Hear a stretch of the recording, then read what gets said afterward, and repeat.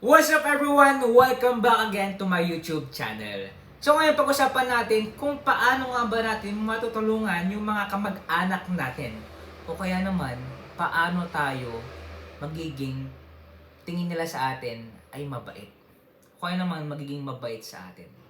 Alright, so bago tayo magsimula sa ating vlog na to, kung bago ka lang po sa ating YouTube channel, please subscribe and click notification bell para po updated ka po sa ating mga vlog na i-upload na makakatulong sa negosyo mo.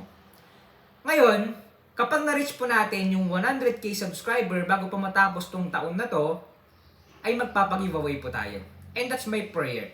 Siyempre, if that is will of God. Alright, so punta tayo sa ating topic ngayon. Paano nga ba tayo makakatulong sa ating mga kamag-anak?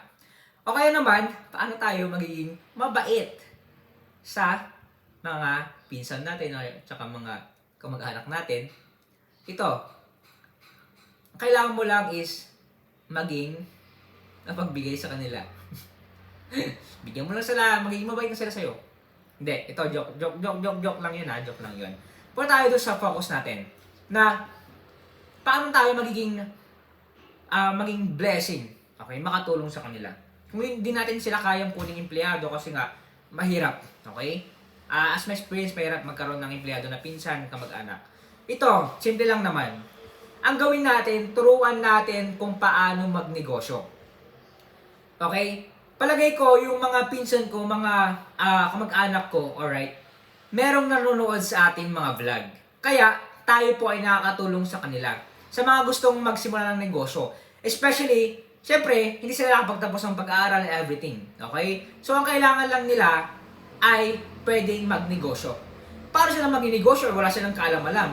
Kaya nga tayo gumagawa ng mga vlog na interesting o kaya naman ito ay educational purposes para matuto sila.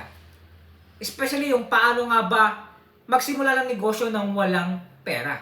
Ngayon naman, paano magnegosyo nang wala kang kaalam-alam? Ito yung YouTube channel ko ang makakatulong sa inyo. Okay? So, kung tayo, negosyante tayo, meron tayong alam, everything, tulungan natin sila.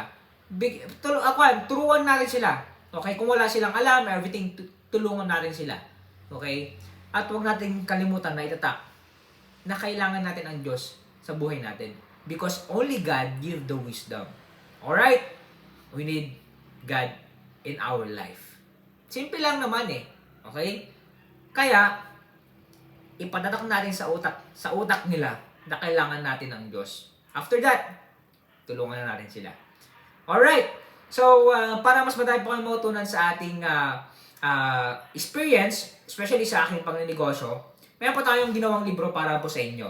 Kung gusto pong bumili, Negosyo Reality, okay, click nyo lang po yung Facebook page, official link po natin diyan sa description. Tapos message nyo lang po ako. Order lang po kayo, huwag po kayong mahiya. Medyo mahal to, pero worth it. Dito nyo rin malalaman kung bakit mahal ito ang libro na to. So yun lang muna. Okay, salamat po sa inyong panonood and God bless you all. Ingat-ingat po tayong lahat.